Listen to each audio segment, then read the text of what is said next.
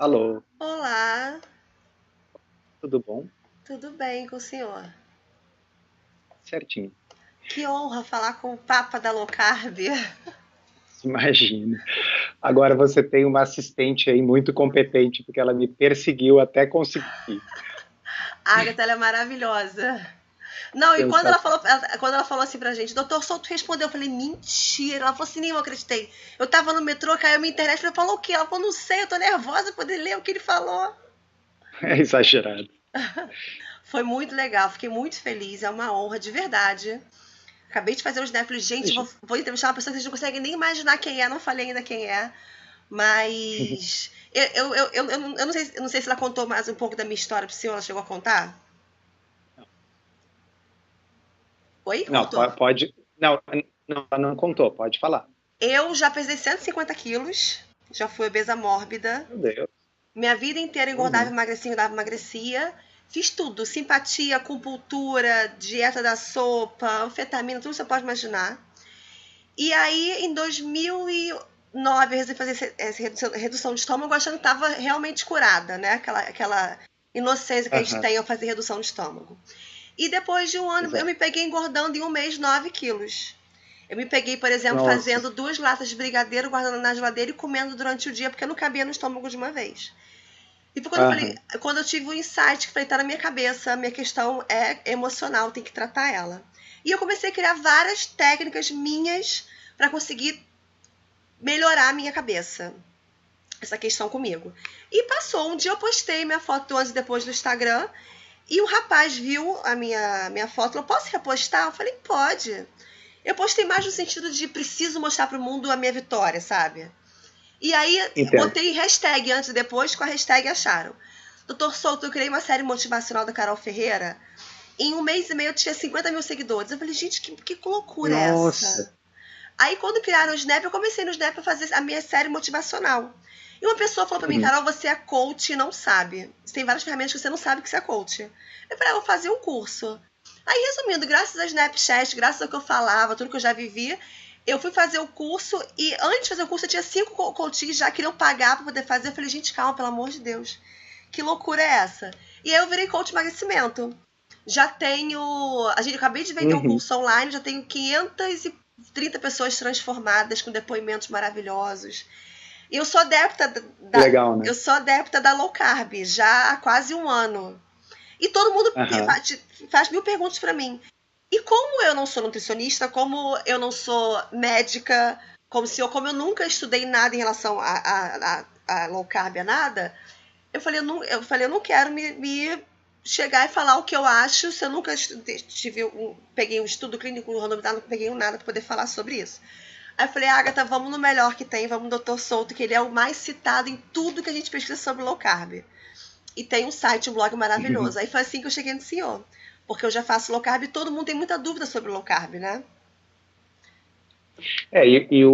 A história do blog é parecida também. Nunca me passou pela cabeça que muita gente fosse ler, quanto mais a quantidade de gente que frequenta hoje em dia, né?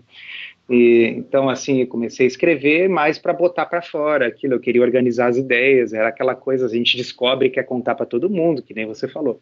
Né? É. Levou quase um ano para eu ter 20 mil visitas no blog. Hoje eu tenho 25, 30 mil por dia. Por dia. Né? Então é uma coisa interessante. São essas coisas da internet assim meio sem explicação. Né? Meio sem explicação, verdade. Isso que eu ia te perguntar, o que te motivou para criar esse site? Foi querer mesmo mostrar para as pessoas a real questão da alimentação? Até 2010 eu tinha a compreensão sobre dieta e nutrição que todo mundo tem, que todos os profissionais de saúde têm. Tá? Nunca tive motivo para questionar isso aí, até porque a minha especialidade é outra. Tá? Então foi só depois de eu ler o livro do Gary Taubes, que é o Por que Engordamos. Na época recém tinha saído, né, nos Estados Unidos, ainda não faltava anos para ser traduzido. E quando eu li o livro, eu fiquei fascinado não só pela lógica, pelo conteúdo, mas também abismado de como era possível que eu tivesse tão errado na minha compreensão sobre nutrição. Tá? Então eu experimentei comigo mesmo, né, para ver se aquilo era verdade, e realmente perdi mais de 15 quilos, né? Depois, esses 15 quilos foi sem atividade física. Depois, durante a atividade física, ainda perdi mais uns 5 quilos de gordura, né? E com muita facilidade, né? Isso na época, assim, aos 40 anos, que já é uma idade que já não é tão fácil. É verdade. E a partir dali eu comecei a estudar o assunto. Eu comecei a ir atrás dos artigos, comecei a ir atrás dos estudos, ia confirmando que, de fato, a visão convencional estava errada em muitos aspectos. E aí eu comecei a colocar isso num blog, porque é aquela necessidade que a gente tem de contar para os outros uma descoberta, tá? Mas nunca foi minha intenção original que esse blog virasse alguma referência, e nem eu podia imaginar que as pessoas iriam ler no volume que elas leem hoje. Eu ia até falar um pouquinho disso. Muitas pessoas me procuram porque me vêm comendo ovo com gema, tipo 3 ovos, eu ponho as 3 gemas, me vêm comendo salada, eu coloco azeite, e falam, cara, por que você come tanta gordura? E a minha intenção em fazer esse Skype com você é principalmente tentar quebrar um pouco o mito das pessoas, né? Antes de fazer o meu curso de coach, antes de virar coach, eu cheguei a entrar numa faculdade de nutrição. Eu já era adepta da low carb, já fazia comida de verdade, já priorizava comida de verdade. E eu fiquei abismada como que na faculdade isso é condenado. E no meio de uma aula, a professora veio falar sobre aquela pirâmide de alimentos que foi criada em 1970, enquanto a low carb é baseada em fatos de séculos, uma coisa louca. E, assim, para as pessoas que estão assistindo, se eu estiver errado, por favor, me conserte. Essa pirâmide, a base dela é incluída com alimentos que a gente foge, igual o diabo foge da cruz, que são massas, óleo vegetal, cereais, pães, arroz. E eu gostaria que o senhor dissesse, assim, na sua opinião, quais as principais barreiras que existem em termos de divulgação de conhecimento sobre o tipo de nutrição que nós somos adeptos e que o senhor defende, que o senhor tem esses estudos e que tem o seu blog. Então, Carol, essa pergunta ela é mais difícil de responder do que parece, porque, na realidade, a gente tem que tentar explicar um comportamento da comunidade da nutrição como um todo, que é estranho, né? Eu ainda hoje estava falando com um colega médico que estava consultando comigo, né?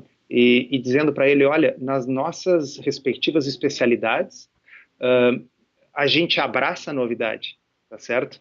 Então, assim, eu não trato hoje, em 2017, um câncer de próstata como eu tratava em 2010, tá certo? Porque de lá para cá, vários estudos mostraram que o que nós fazíamos até então podia ser feito melhor, tá certo? Que tinha novas técnicas, novos medicamentos, tá? Então, hoje a gente trata diferente do que tratava alguns anos atrás. A especialidade abraça a novidade, tá certo? Enquanto que a nutrição, ela é dogmática na sua maior parte, tá? Então, para a gente explicar, a gente realmente tem que ver a coisa como ela é. O fato de que determinados dogmas nutricionais foram postos, especialmente nos anos 60 e 70, e eles permanecem intocados como dogmas. Porque se fosse como no resto das áreas da saúde, já teria mudado há muito tempo. Porque vários desses dogmas foram refutados por estudos científicos de alto nível de evidência, tá? Então, em ciência, né, quando a gente tem uma hipótese, a gente pega essa hipótese e tenta ver se ela resiste ao teste do estudo, do experimento. Se ela resiste, ela se mantém. Se ela não resiste, bom, ela é refutada e no lugar dela entra uma nova teoria, a gente avança, tá? A história da gordura na dieta, ela foi uma hipótese levantada, então, como você disse, lá nos anos 50 e 60, inclusive, foi antes das diretrizes. E a hipótese, colocada de uma forma bem simples, é aquilo que todo mundo que está nos escutando aqui já escutou em algum lugar, tá? Que é, temos que comer menos gordura, porque aí o colesterol no sangue vai baixar, e se isso acontecer, a gente vai ter menos doença no coração, tá? Essa é uma hipótese simples de ser testada, ok? Vamos dizer, ela não é barata de ser testada, porque precisa um número grande de pessoas, um experimento que dure muitos anos, mas o experimento em si é simples. eu preciso de alguns milhares de pessoas, eu sorteio para 2 grupos, um grupo restringe a gordura na dieta, o outro não, e vamos ver o que acontece. Bom, o primeiro estudo em grande escala desse tipo foi publicado em 1982. Tá? Tem gente aqui que está nos ouvindo que não tinha nascido ainda. Verdade. Tá certo? E esse estudo mostrou o quê? Que a restrição de gordura na dieta não tinha absolutamente nenhum impacto sobre doença cardiovascular. De lá para cá, foram vários estudos mostrando a mesma coisa. E nós temos hoje o que se chamam meta-análises, que são estudos que reúnem o resultado de todos os estudos anteriores. E as meta-análises mostram que a gordura na dieta não tem relação com doença cardiovascular. Então, lá em 77, quando saíram as diretrizes nutricionais, que até hoje são seguidas com poucas modificações, tá? Não existia evidência científica de que era daquele jeito que se devia comer. Essa pirâmide alimentar, ela foi uma criação baseada nessa hipótese que veio a ser refutada depois. E o que nós temos, na minha opinião, é pessoas que preferem se apegar ao dogma do que aceitar que elas pudessem estar seguindo algo equivocado. Então, por isso que eu digo, é uma coisa peculiar, porque em outras áreas das ciências da saúde, a gente, de certa forma, até se alegra quando as coisas mudam, tá certo? Puxa, nós temos uma forma mais eficiente de ajudar o paciente, temos uma forma melhor de curar uma doença. Por que que isso não acontece na nutrição? Eu não sei. E esse é um dos grandes motivadores do blog, tá certo? É simplesmente trazer a público esses estudos.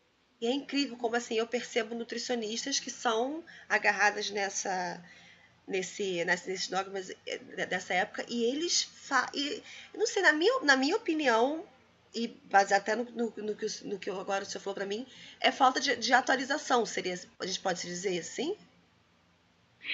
Porque na realidade, assim, desde a Segunda Guerra Mundial, a língua franca oficial da ciência é o inglês, ok? Então, assim, não, a atualização, ela não vai ser feita ouvindo necessariamente o que a professora na faculdade disse, anotando num caderno, respondendo na prova. A atualização é feita com os estudos publicados nas revistas científicas internacionais, aí para o pessoal entender, mesmo que um estudo seja feito no Brasil, ele será publicado em inglês nessas revistas, porque essa é a língua da ciência hoje em dia. Tá? E os estudos têm níveis de evidência. Tem alguns estudos que são mais importantes do que outros. Eu citei aí a meta-análise, por exemplo, aquele que reúne a totalidade daquilo que foi publicado sobre o assunto. Então, é ali que as pessoas têm que se atualizar. Então, o que eu vejo é que as pessoas estão se atualizando dentro da nutrição de uma forma que lembra um pouco o que as pessoas fazem ao receber suas notícias no Facebook, certo? Então, assim, se todas as pessoas que eu sigo torcem para o mesmo time, tá? Então eu só vejo notícias favoráveis àquele time, notícias ruins ao outro time, tá certo? Então, assim, se essas pessoas formam uma bolha onde elas só conversam com profissionais que pensam da mesma forma, só vão a congressos onde os profissionais falam as mesmas coisas e elas não se dão ao trabalho de ir na literatura primária, de ir nas revistas científicas, ver o que está sendo publicado, realmente aí é como você disse, falta atualização. Então, ou falta atualização, ou essa atualização está sendo feita dentro de uma bolha que é imune à evidência. Tem o chefe da medicina cardíaca da Cleveland Clinic, disse com muita propriedade em 2015 que a nutrição se transformou numa área livre de evidências, tá certo? É uma área imune às evidências. Claro, nós temos um monte de nutricionistas que já estão atualizados, então isso é uma generalização, é preciso deixar claro que não se aplica a todos, mas a área, a especialidade como um todo tem resistido às evidências de uma forma que as outras áreas da saúde não resistem. É verdade. E quem acaba sofrendo com isso hoje, com o tamanho da disseminação de informação pela internet, somos nós, né? Infelizmente. Então, assim, não é uma coisa proposital. Eu imagino que as pessoas tenham o Sim, com melhor certeza. interesse dos pacientes em vista, mas realmente eu acho que a saúde sofre com isso, né? Não é um fenômeno exclusivamente brasileiro, acho que é um fenômeno mundial, mas as coisas estão mudando, viu, Carol? Numa velocidade agora, de 2014 para cá, eu acho muito mais rápida do que nós tínhamos de 2011 a 2014. É Eu verdade. percebi nesses anos, assim, que realmente o número de publicações agora deixando claro que o paradigma antigo tem que mudar, está crescendo. E vamos, inclusive, salientar, por exemplo, as novas diretrizes nutricionais americanas publicadas em 2015, as oficiais, né, elas já não colocam limite de gordura na dieta, por exemplo. A maioria das pessoas nem Não sabe isso. sabia, eu não Tá? sabia disso. Eles não é que as diretrizes estejam propondo uma abordagem low carb, eles não chegaram a esse ponto, mas eles já tiraram a limitação da quantidade de gordura na dieta desde 2015. Então, isso é uma coisa que seria impensável É até alguns verdade. anos atrás. Quando a gente fala gordura, só para quem está nos ouvindo, aí não significa que a pessoa vai se atirar na gordura, comer quantidades ilimitadas de gordura, ou que quanto mais gordura, melhor. Não é isso que eu quero dizer. É isso que a Carol falou, quer dizer, não precisa tirar a gema do ovo, tá certo? A gema do ovo é a parte do ovo que tem gordura, mas é a parte do ovo que é mais nutritiva também. Tá? Toda a nutrição do ovo, com exceção da proteína que está na clara, o resto, uma série de vitaminas, minerais e outras substâncias importantes, como colina, etc., está tudo presente ali na gema. Então, tirar a gema é tirar a parte mais nutritiva do ovo. É E por verdade. quê? Porque tem gordura, ok, faz décadas que se sabe pelos estudos que a gordura essa do ovo não faz mal. Né? Então, por que as pessoas estão evitando isso? Porque persiste o dogma lá dos anos 70. Por isso que a gente tem que derrubar esse dogma, para que as pessoas não fiquem comendo omelete de clara. Que ainda não tem um gosto bom que nem a gema ainda, né, gente? É incrível isso. Fora que o gosto é horrível. Exatamente. Né? O senhor agora falou sobre a questão de que a low carb não é ingerir muita gordura. Eu vejo isso que as pessoas começam a fazer low carb, eu quero até falar sobre os erros mais comuns de quem está iniciando a low carb. Perfeito.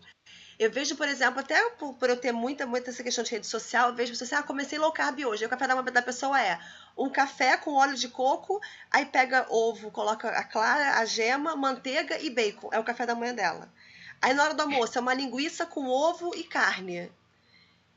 E na verdade a gente sabe que isso é completamente errado, né? A base da low carb em si não é a gordura.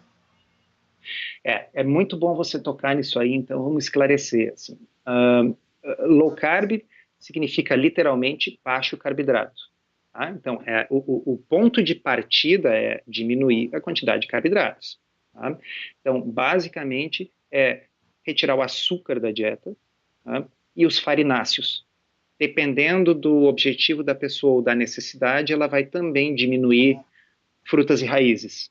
Tá? Por exemplo, se uma pessoa diabética que está com a glicose muito alta, ela não tolera mesmo pequenas quantidades de açúcar, então é melhor não comer frutas doces e não comer farináceos. Já uma pessoa que precisa perder um pouquinho de peso, daqui a pouco ela pode tolerar comer frutas e batata doce, esse tipo de coisa. Então a quantidade, o grau de restrição de carboidrato vai variar de acordo com a necessidade de cada um. A história da gordura, a gente salienta porque as pessoas têm muito medo da gordura, que nem você falou, alguém olha você comer um ovo com gema, ou olha você comer um azeite de oliva e diz assim, puxa, você está comendo muita gordura. Pessoal, azeite de oliva na salada só traz saúde, isso não é comer muita gordura. E ovo com gema, não existe ovo sem gema, tá certo? É a gordura natural daquele alimento. Tá? Agora, o que eu vejo às vezes é que talvez as pessoas estavam com um desejo reprimido, tá certo? Foi tantos anos de repressão, não pode comer nada com gordura, a pessoa exagera e entra com a cara na gordura e aí acaba exagerando, tá certo? Então, por exemplo, um café da manhã que vai ter um omelete, ele não precisa ter um café com óleo de coco ou manteiga, tá certo? Porque a pessoa já está comendo a gordura nos ovos, né? Se a pessoa quiser, por exemplo, usar um café com manteiga, um café com óleo de coco, isso aí pode até fazer sentido no contexto de uma substituição. Então, assim, eu estou com pressa, eu não tenho tempo ou paciência para cozinhar um café da manhã, então eu tomo um café com óleo de coco e saio para trabalhar. Então, ali eu substituí, tá certo? Agora, acrescentar um monte de gorduras de um monte de fontes, primeiro, desnecessário. Segundo, para tudo tem limite, né? Assim como as pessoas não toleram uma quantidade muito grande de carboidrato, algumas pessoas sem ganhar peso, tem pessoas que também não toleram uma quantidade ilimitada de gordura sem bagunçar os seus exames, né? Então, por exemplo, de vez em quando alguém faz uma low carb dessa forma que você falou e aí o colesterol sobe demais, né? Bom, a gente vai ver a pessoa realmente está comendo uma quantidade de gordura desnecessária. Então, eu não sei se eu estou conseguindo me fazer entender. Tá, sim. Uma coisa é parar de fugir, de ter medo da gordura natural dos alimentos. Quer dizer, eu não preciso tirar a gema do ovo. Outra coisa é a ideia de que quanto mais gordura, melhor. E, na realidade, não é por aí. E uma outra coisa que eu diria para as pessoas observarem é assim, uma dieta low carb bem feita, quem olha de fora deve chamar atenção à quantidade de vegetais que aquela pessoa está comendo. Tá? A minha observação, a minha experiência, assim, normalmente quem faz uma dieta low carb, quem faz uma dieta paleo, come mais vegetais do que muitos vegetarianos. Tá? Por quê? Porque muitas vezes uma dieta vegetariana acaba sendo uma dieta com muito pão, com muito arroz, com muita batata, até batata frita, tá certo? Na realidade, tudo isso é vegetal, pão é vegetal. Tá?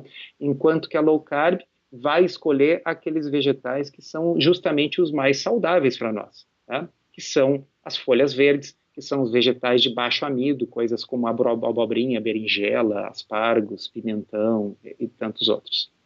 E agora só que eu vou falar em relação a paleo. Qual a diferença entre a paleo e a low carb? A principal diferença? Muita gente tem essa dúvida. É uma boa pergunta, é uma dúvida que pinta muito. Low carb, a rigor, é simplesmente baixo carboidrato. Tá? Agora, é possível fazer uma dieta de baixo carboidrato que não seja uma dieta de alta qualidade. Tá? Então, eu posso, por exemplo, consumir alimentos altamente processados e baixos em carboidrato. Tá? Então, isso seria uma dieta low carb, mas ela não seria uma dieta muito saudável, porque alimentos altamente processados, por exemplo, se eu for comer uma dieta low carb feita com salsicha, margarina e Coca-Cola zero, tá certo? Tudo isso é low carb. Tá? O que é paleo? Paleo é o seguinte, é o exemplo que eu sempre dou. Imagina que alguém lhe desse a chave do jardim zoológico e dissesse assim, olha, você tem que alimentar agora todos os bichos.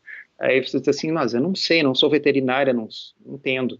Aí diz, se vire. Tá? O que a pessoa vai fazer? Vai pegar um livro, né, que vai dizer o que esses animais comem na natureza, o que eles comem no seu ambiente, no seu habitat natural. Então, se o panda é adaptado a comer bambu, faz sentido que se eu der bambu para o panda, ele vai ficar bem. Tá? Se o koala é adaptado a comer folha de eucalipto, se eu der folha de eucalipto para ele, vai ficar bem. Provavelmente, se eu der folha de eucalipto para o panda, não vai dar certo, porque ele não está evolutivamente adaptado para isso. Em 1985, 2 pesquisadores americanos se fizeram a seguinte pergunta: qual é a dieta natural do ser humano?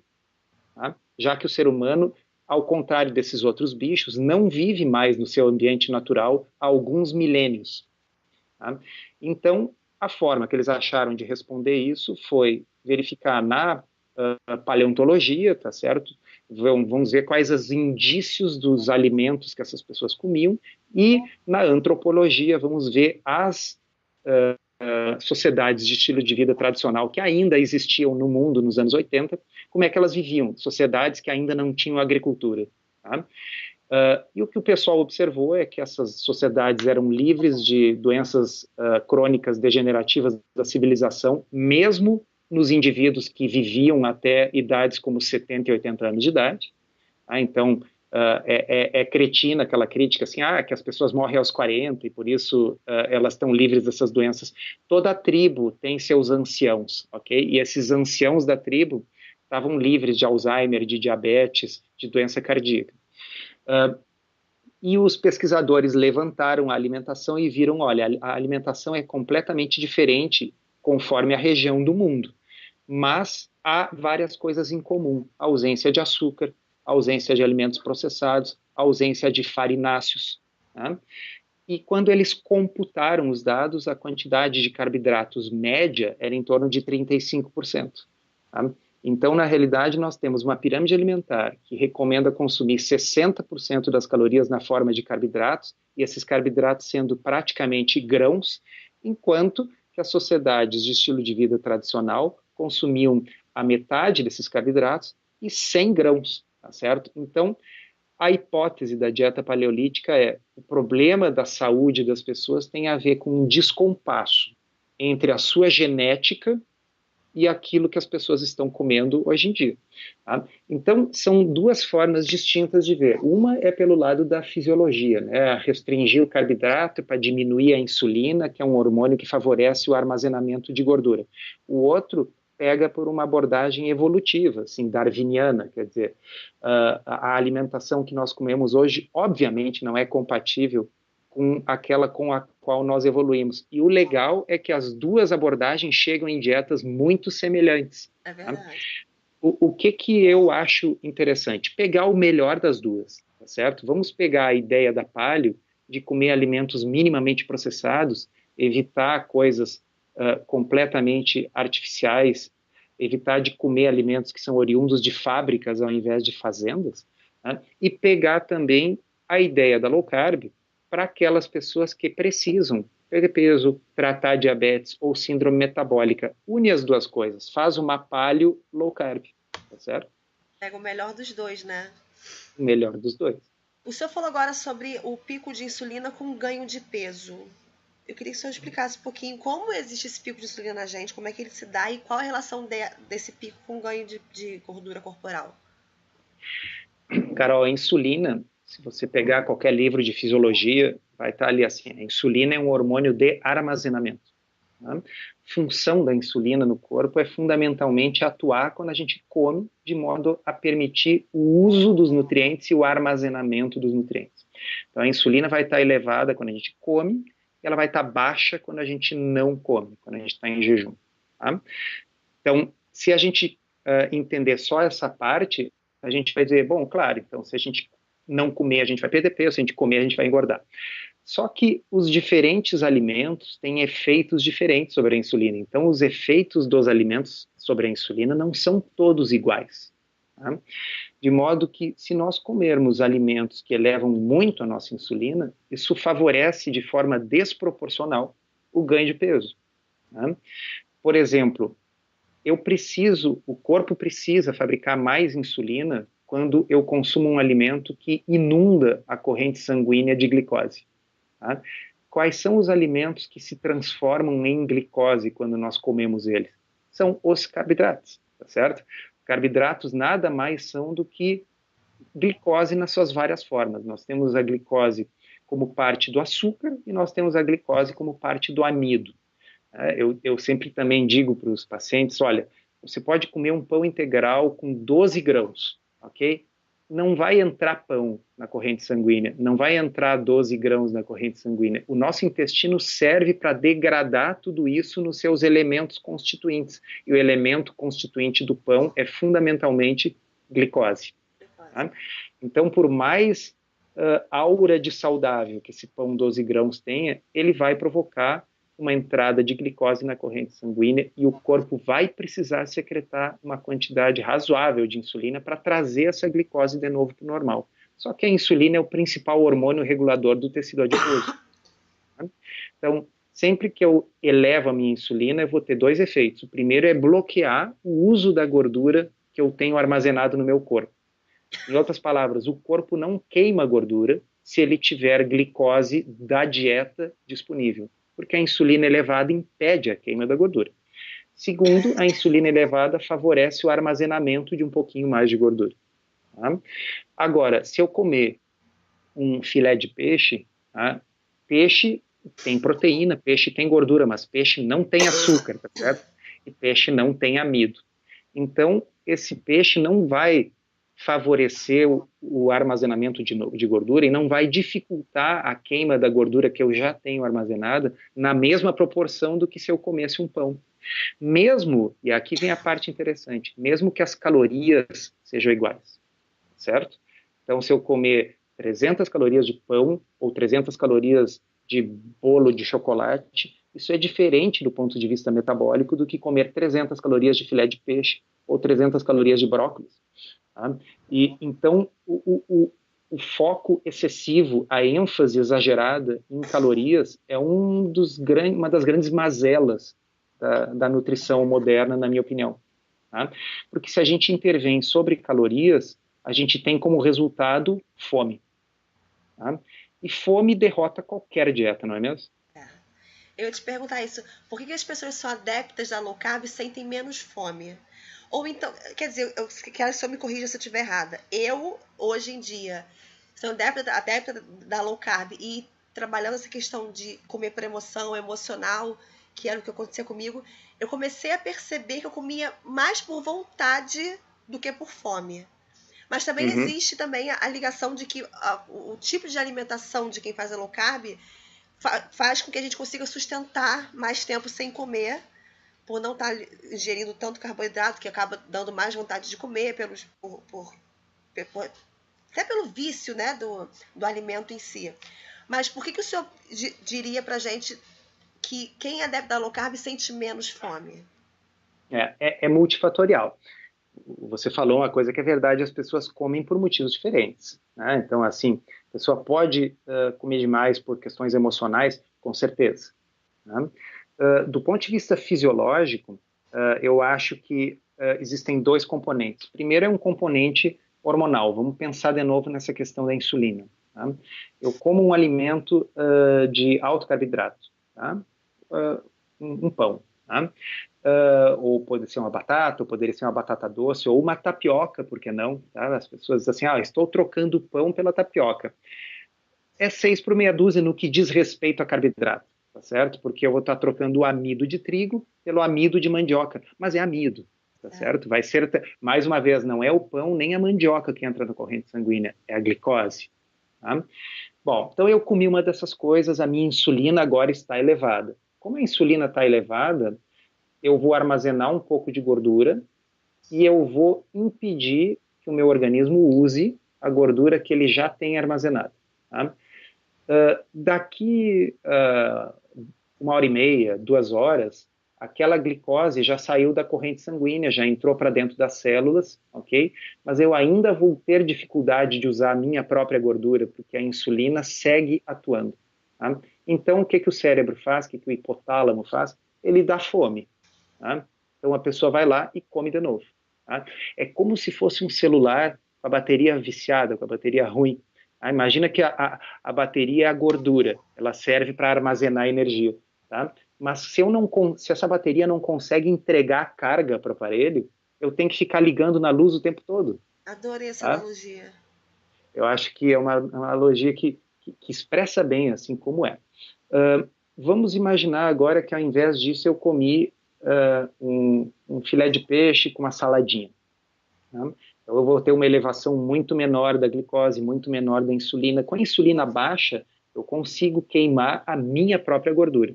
Tá? Então o que acontece? À medida que eu começo a usar calorias da minha própria gordura, eu tenho menos necessidade de comer calorias. Tá? Então eu não preciso ficar ligando tanto na tomada porque eu tenho uma bateria que funciona agora. Tá? Os estudos mostram isso que você está dizendo. Quer dizer, tem um estudo que eu até botei lá no blog que comparou 3 dietas. Tá? Era uma dieta low fat, essa tradicional, de restrição de gordura, uma dieta mediterrânea e uma dieta low carb. Mas a dieta low fat e a dieta mediterrânea, as pessoas foram instruídas a restringir 500 calorias em relação ao que elas comiam previamente. Mas a dieta low carb era liberado, só tinha que controlar os carboidratos, podia comer o que quisesse. Tá? não só o grupo da low carb perdeu um pouco mais de peso, mas quando eles tabularam, eles descobriram que o grupo da low carb estava comendo menos que os outros dois. Então, olha que interessante, os outros dois tinham obrigatoriamente que cortar as calorias, fazia parte da dieta deles cortar calorias. O grupo low carb podia comer o quanto quisesse, mas comeu menos do que os outros dois. Tá? Então, não há dúvida assim, que há uma diminuição de apetite. A minha interpretação é que no momento que a pessoa passa a poder usar a própria gordura como fonte de energia, o que acontece em virtude de uma insulina mais baixa, a pessoa pode estar comendo menos, mas o seu corpo está recebendo a quantidade de calorias adequada, porque parte das calorias vem da própria gordura. Tá? Um outro aspecto seria pegar pelo lado da saciedade, da palatabilidade, né? Então, assim, se eu pegar 500 calorias de sorvete, de chocolate, tá? É fácil comer 500 calorias de sorvete de chocolate, é muito fácil. É verdade. Tá? 500 calorias de ovos cozidos, vamos fazer uma continha, se um ovo tem 70 calorias, tá? dá 7 ovos. 7 ovos. Alguém aí está afim de comer 7 ovos cozidos numa sentada? Perdão que eu tô resfriada. Eu acho que ninguém consegue, né? É então, verdade. assim, existe essa diferença. A proteína e a gordura, o ovo cozido nada mais é do que isso, proteína e gordura, são muito mais saciantes do que o carboidrato.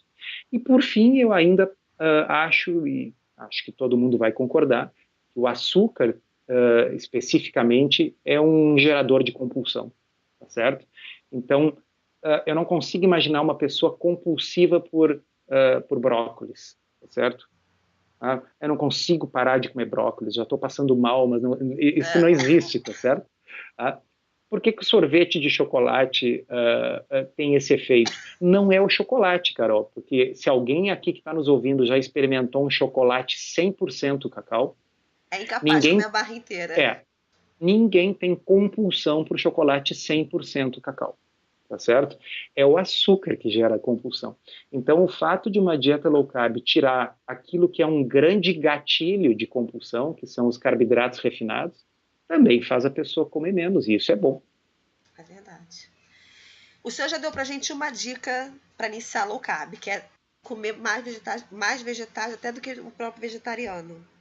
Se eu pudesse dar mais 2 dicas para quem está assistindo a gente e que ficou, sem dúvida, impressionado com essa nossa entrevista e que quer iniciar low carb, quais seriam as mais 2 dicas? Eu acho assim, precisa estudar um pouco, tá? Porque 100% das pessoas que estão ao redor de você vão dizer que você está louco. Tá? Aconteceu isso comigo quando eu comecei a faculdade de nutrição, foi quando eu comecei a low carb. E o meu irmão me viu comendo low carb. Ele falou, Carolina, você começou a faculdade agora, você tá pior do que antes de fazer faculdade? Você tá comendo manteiga?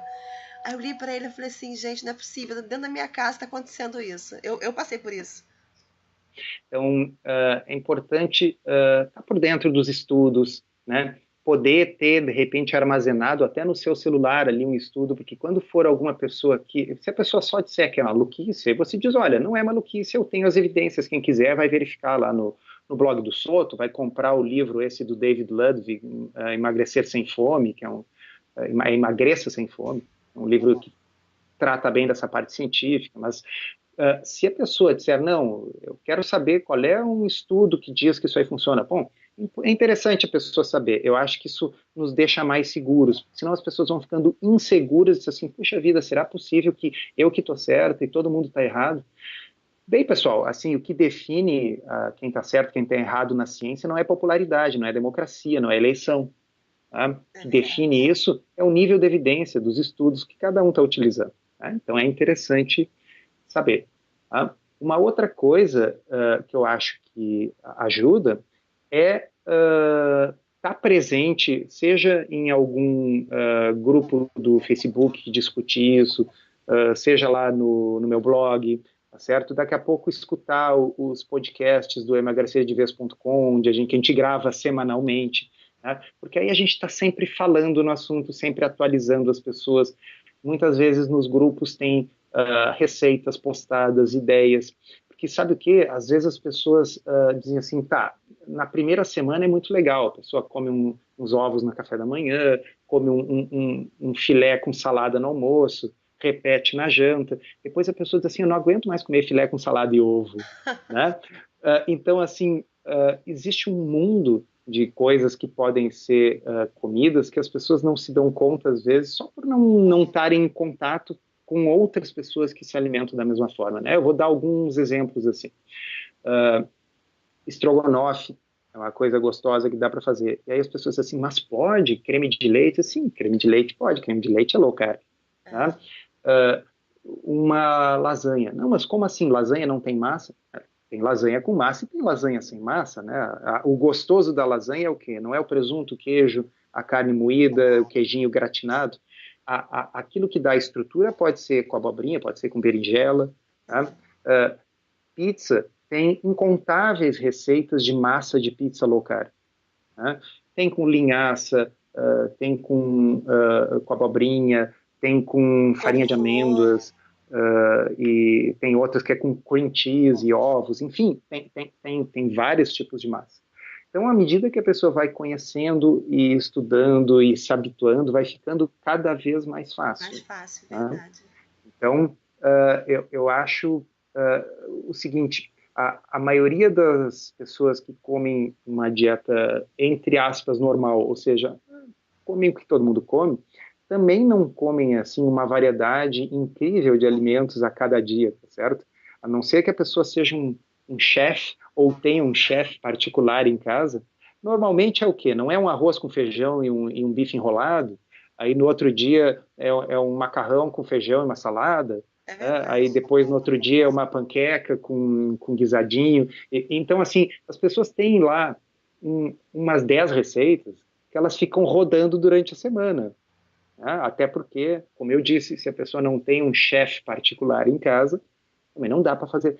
Então é a mesma coisa, a pessoa tem que montar um pool de coisas que gosta de comer e ir rodando aquilo ali para não ser sempre a mesma coisa. Tá? É basicamente a mesma vida que se levava antes, só que com vários quilos a menos, né? É verdade. A gente vai colocar na descrição do vídeo o seu site, para as pessoas poderem conhecer, tirar várias dúvidas. O site do Dr. Souto, ele tem... E é incrível como você responde todos, né? Eu tento. Eu entro lá, Enquanto vejo nós todas estamos as falando, respostas. enquanto nós estamos conversando aqui, eu estou com um olho aqui no meu monitor, deve ter entrado umas 7 mensagens. Não, eu sempre entro lá e vejo, falei, gente, ele responde todo mundo, e é muita gente. Você falou 25 mil por dia. É muita dúvida. Então, quem tem dúvidas de low carb, você entra lá, consegue tirar todas as dúvidas facilmente. Doutor Souto, Muito bom. obrigada. Você é super, super atencioso e carismático e é um amor de pessoa, simpaticíssimo. Muito obrigada por ter cedido esse tempo aqui pra gente. Muito obrigado. Eu que agradeço. Obrigada, tá?